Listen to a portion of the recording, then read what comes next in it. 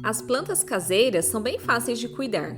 É só você oferecer um pouco de sol, um pouco de água a cada 2 dias e as plantas basicamente cuidam de si mesmas. Mas e se você tivesse que alimentar sua planta favorita com um pedaço de carne todos os dias para mantê-la viva e feliz?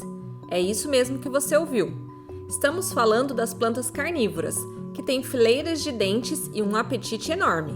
Então, quais plantas devemos evitar ter no nosso jardim? E que tipo de animal pode ser comido por uma planta carnívora? Eles poderiam matar um humano? Provavelmente a mais famosa de todas as plantas carnívoras, e é conhecida popularmente como armadilha de Vênus ou Vênus caça-moscas. Você pode encontrar este vegetal carnívoro nos pântanos subtropicais da Carolina do Norte e do Sul nos Estados Unidos.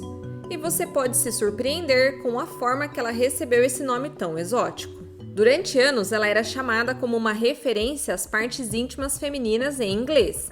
Sim, você escutou direito. Por muito tempo, houve uma planta com um nome que literalmente significava vagina. Obviamente, esse nome era muito vulgar para o início da América colonial. E assim, em 1759, o governador da Carolina do Norte, Arthur Dobbs, mudou esse nome e passou a chamar essa planta de armadilha sensível a moscas. Imagina o quão popular esse nome seria. Por volta de 1768, ela foi renomeada novamente, e desta vez para o nome que conhecemos atualmente, Armadilha de Vênus, em homenagem a Vênus, a deusa romana do amor. Oh, que romântico! Com pequenas quantidades de um néctar espesso e açucarado que são secretadas ao redor da borda da armadilha de Vênus, o alimento perfeito para uma vítima que esteja faminta.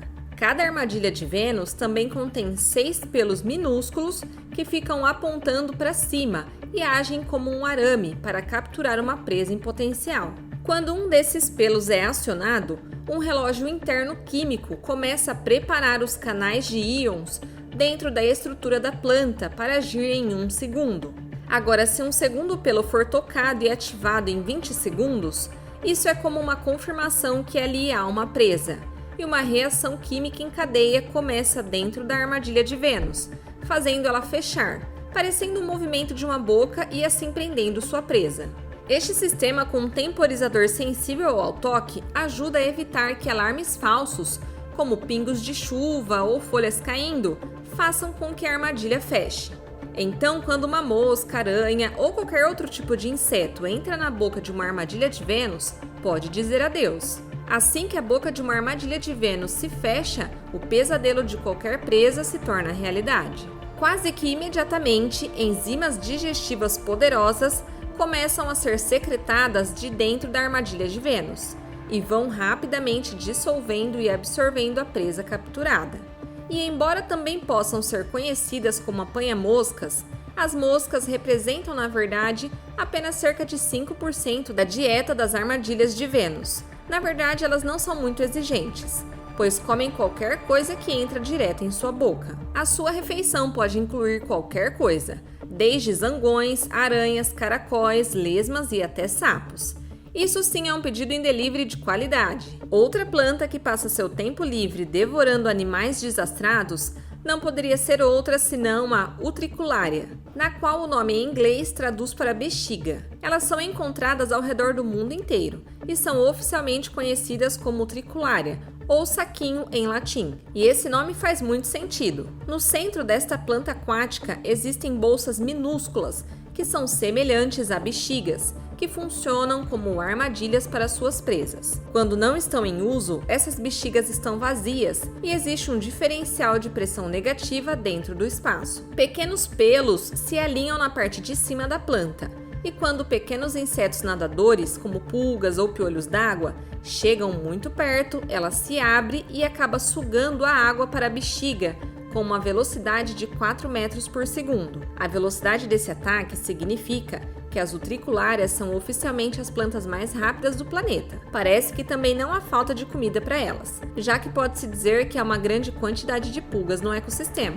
Uma vez que as presas entram dentro dessa bexiga, ela é lentamente dissolvida, digerida e absorvida em nutrientes para fazer a planta crescer e fazer mais bexigas. A Austrália é conhecida pelas suas paisagens paradisíacas, temperaturas extremas e o preocupante fato de que provavelmente os animais de lá estão sempre tentando te matar. Portanto, você ficará satisfeito em saber que não são apenas os animais que gostam de carne por lá. Até as plantas são maníacas e assassinas. E nesse caso estamos falando dela, é claro, sobre a drosera. Embora você possa encontrar a drosera em todos os continentes, exceto na Antártida, a grande maioria das pelo menos 194 espécies podem ser encontradas na Austrália e na Nova Zelândia.